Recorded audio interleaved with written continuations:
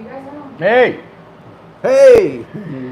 What we doing, Mr. Sinclair? Oh, just having a podcast night. Having a podcast. We got a whale of a podcast tonight too. We got some news and new stuff for all you folks. Yes, we do.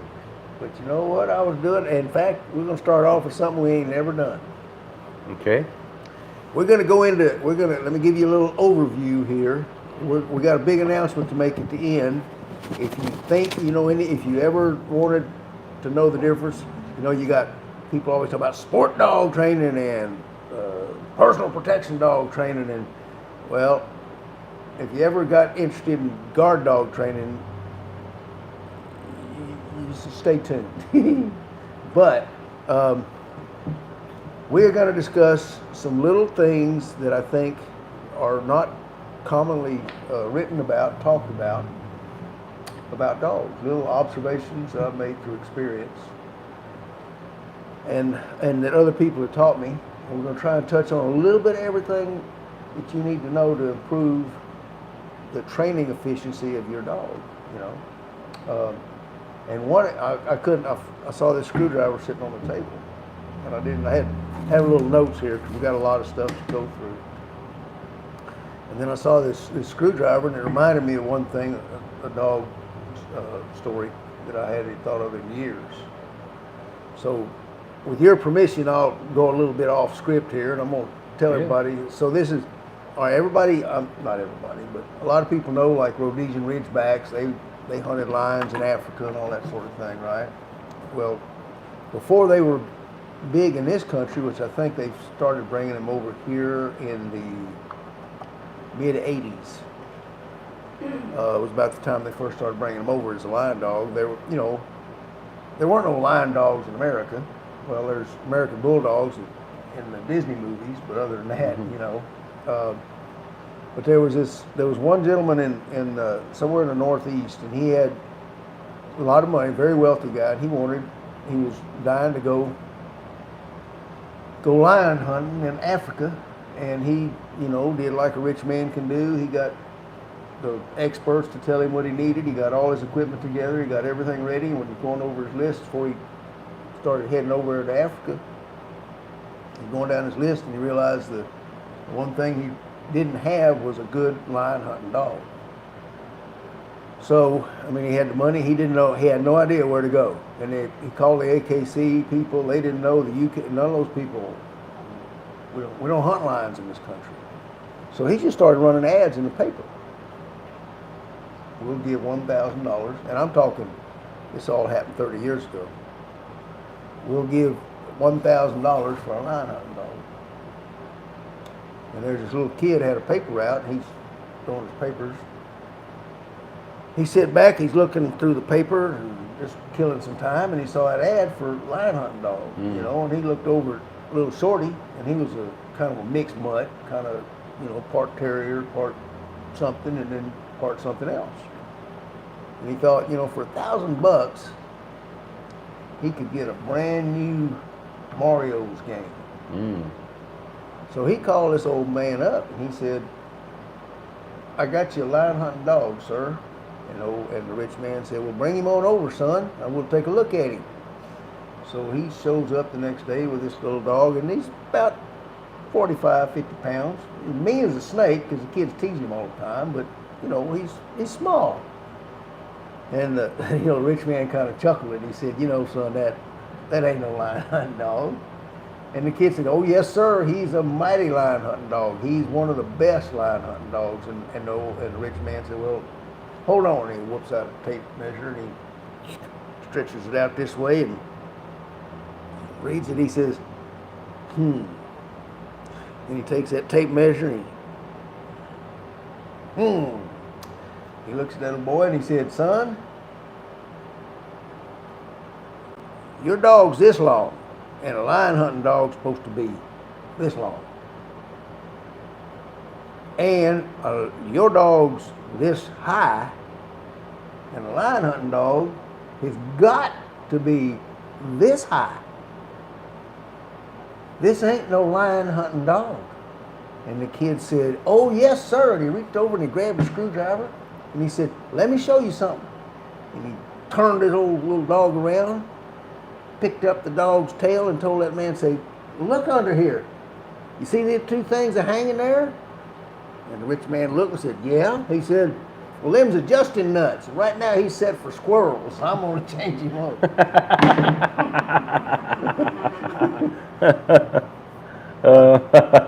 My favorite dog story of all time. Oh boy.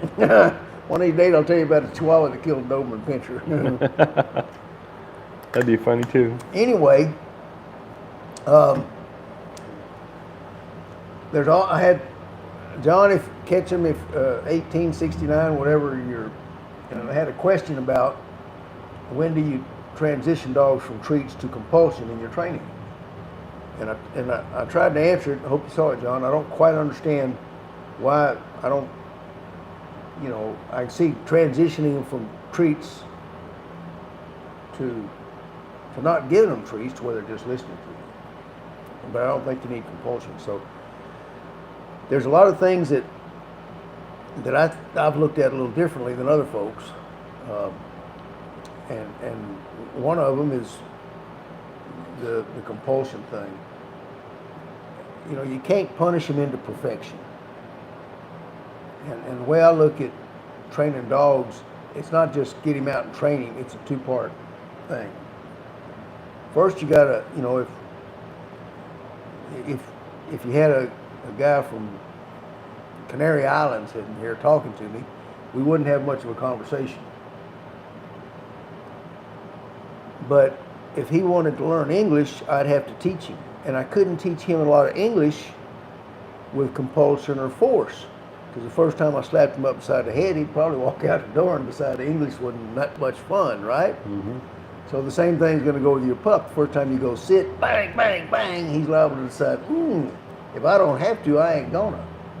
So to me, it's a two-parter.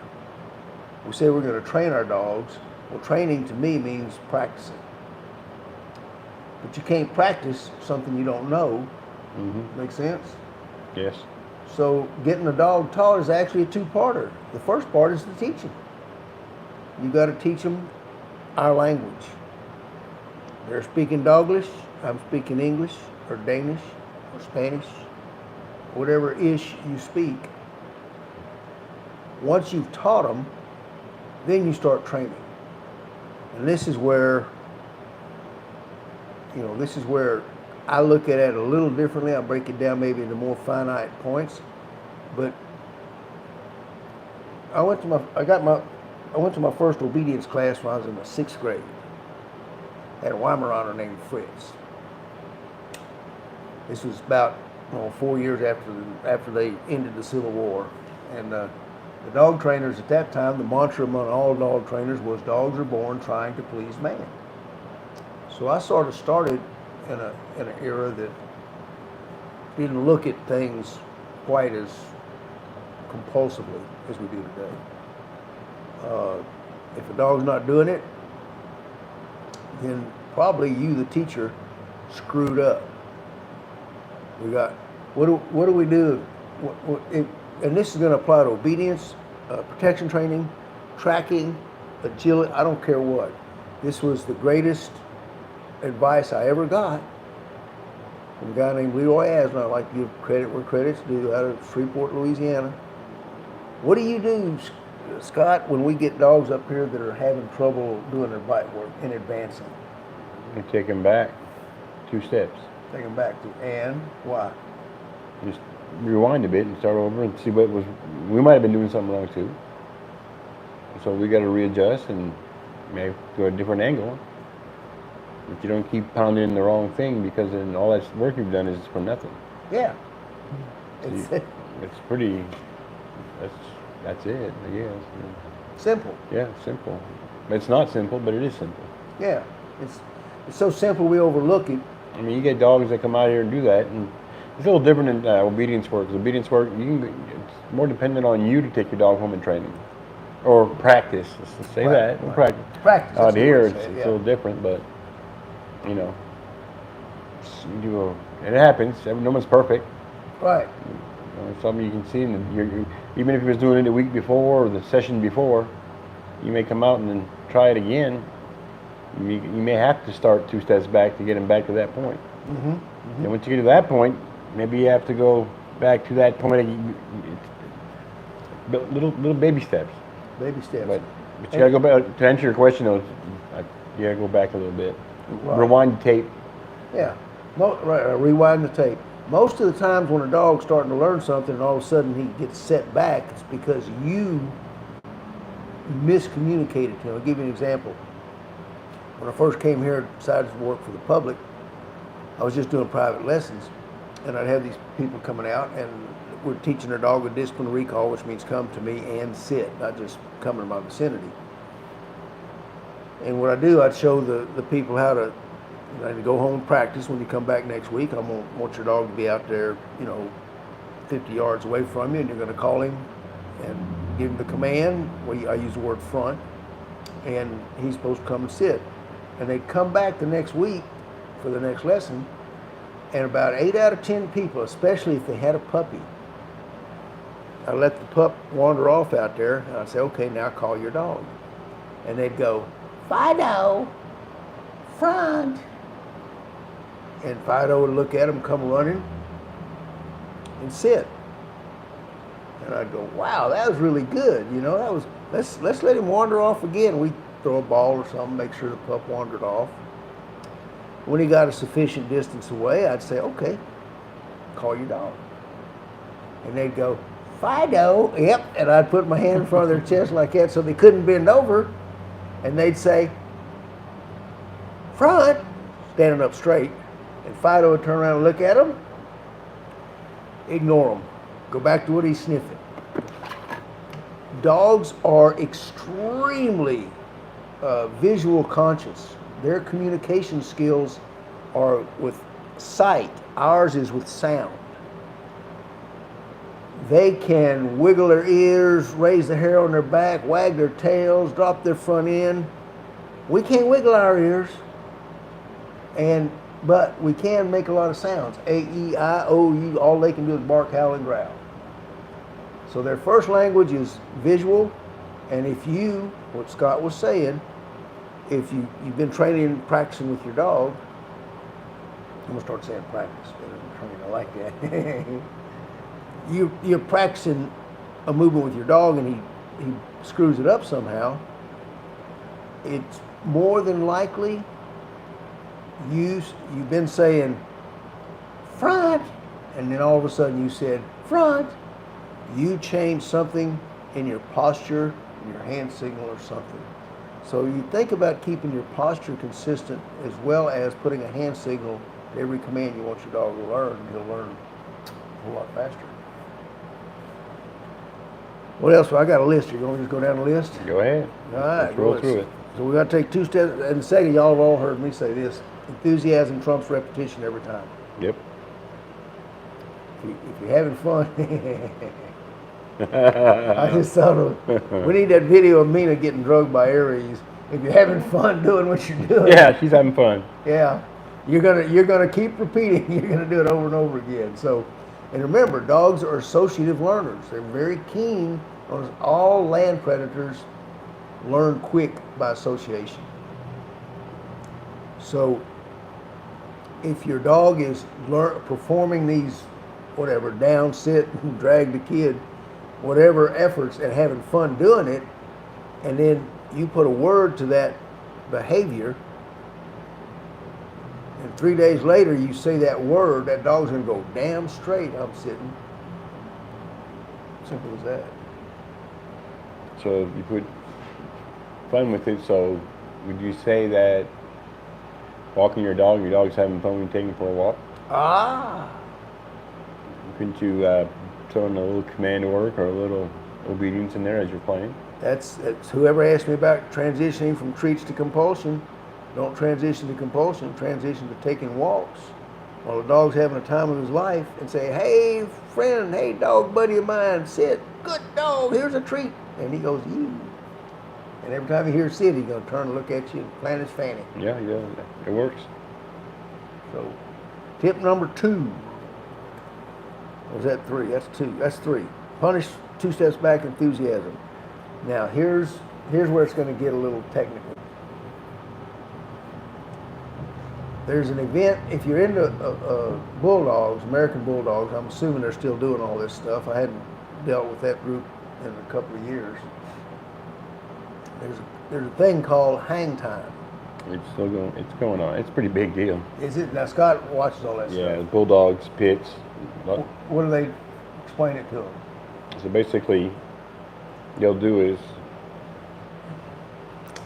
So basically, you get a tug or something on a rope, and usually now they'll measure how high the dog can jump up, and he'll grab the tug, and they'll hang there, and hang there, and hang there. You know, and Yeah. he goes to see how long can you hang there before he lets go. Simple as that. I've seen some out here where he was 35 minutes or so, When That bulldog was? That 140-pound bulldog. and was he 36 he minutes. thought he was going to get down. All of a sudden he goes, "Rrrr," and he bit harder and hung there another 20 minutes. So wasn't it? Mm-hmm. That was, I've never seen it like that in my life. No, they're amazing. And So that's a few years back, but I remember like, what, is he ever going to let go? And he was like, nah, he's staying there. yeah, and that and males will do it. Males do too? Pretty Huh. much. What causes that? I've never. Well, I'm guessing that they would. Let me be straight about that. I've never seen a male do it, but I think a male would Why does that though? because What causes it? Why would you say that a pit bull, American bulldog, you know, that line of dogs is perfect for that? Maybe even a male, but what about shepherds and terriers and whatnot? I tried because I was doing a lot of bulldog shows, having them here. I've got a hang time set up, going and judging bulldog shows all over and competing. Some of my customers were competing dogs we trained. I tried 2 or 3 of the best shepherds I ever had. You pull a shepherd up off the ground, when that last hind leg leaves the ground, count to 3, and they're turning loose and looking. Could not get one to do it. Tried a few Rotties. Spit that tug out and went to looking. What people don't think, all right, trimming toenails is a problem for everybody, right? Vets make a killing, you go to there and they charge you 10, 15 bucks, I forget, whatever, to go snip, snip, snip, snip, snip, you know. So a dog's feet is part of their defensive mechanism. How many out there have a dog won't touch his feet? Right, I mean, good point. you can actually gain their trust to do it. Yeah. Well, they yeah. won't. You can. I mean, at first with Aries, for example, when he was younger, This is his Doberman. I'd go and try to feel between his toes. He didn't like it. Checking, you know. Right. And now, it's you don't move, you don't care. But the mentality and where the dogs are, that's bred in them. Yep. You don't want to be feet being touched. Right. Well, and think about it. We all say that multiple times a week, month, or year, depending on how much we're dealing with our dogs. We say it when we're talking about people getting scared of something. We all use the term. We just never thought about it.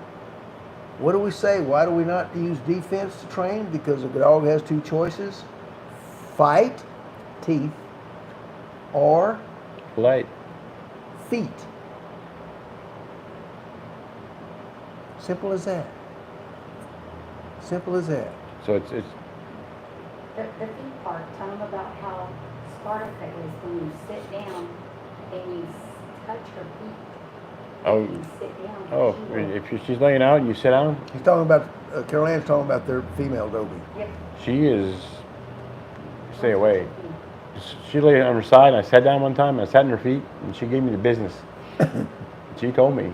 I was like, wait, what's wrong with you? And I did, and I didn't see her feet, but nothing. But it's like it's inbred. It's inbred. It's an instinctual thing. So if that there will get them to that point, I can imagine when you hung off the ground, they feel helpless. Yeah. Their defense mechanism's gone. If they're thinking, they feel helpless. Yeah. Well, if you're hanging if they're hanging up there, I think they would feel helpless. And you see this modern thing of the sport, all the sport boys teaching their dogs to bite in the armpit. And, you know, if it's a small dog, it's a tall decoy, the dog's just hanging there. They wouldn't get away with that with most shepherds because they'd turn loose and re-bite someone. That's why you're saying Mal's probably would stay on there. 'Cause Yeah. the prey drive is so high, Yeah, and so is the bulldog, right. right? That's it. Once that prey drive kicks in, you know, their brain shuts off.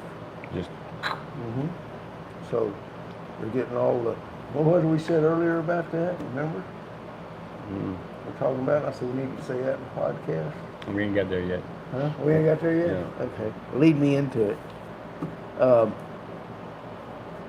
But if you think about it, when you, if you want to, now here's a guard dog secret. And one of the ones that I swore I'd never give out, but we got so close I might as well. If you have dogs fighting, Uh-oh. So that would be considered. So when most dog fights, some you get bit everywhere. oh yeah, And when dog locks in, they lock in, right? They go Right. for the neck. They go for the neck. right. certain that's right. breeds. Or front legs sometimes. Right, Okay. right. Okay. So, So that dog's you're saying fighting. Your dogs are engaged. yep. Okay. They're engaged. You want to break up the fight safely. And I did a long video a long time ago about the picking up their back feet method, which is what we use chiefly in the guard dog business. But there's a step before that. You go to the dog who's on the top of the deal, who's winning, and just take your foot and stomp his front foot. And you watch. Bam! Watch him turn loose. Yeah, but you got to turn towards you then, huh? Well, yeah, that can happen, but you know, if you're prepared and quick, you don't have to worry about it. I'll save the back legs. Yeah, that's why I don't mention that little technique to too many people. Damn. But he will turn loose of the dog, you know. It worked. Yeah. So, you know, stomp their feet. if you get cornered, like I had several instances of this where you get cornered. I trained a Doberman for a guy one night and to guard his auto repair shop. Right. And he's a big ass Doberman, good looking European dog. And unbeknownst to me, I had a female Rottie, and I had a little easy place next to the repair shop, and they wanted a guard dog. I don't know why. They didn't have nothing worth stealing, but they did. Went to pick I had a female Rot in there. And she's just she'd growl and bark, but they didn't want anything to bite anybody.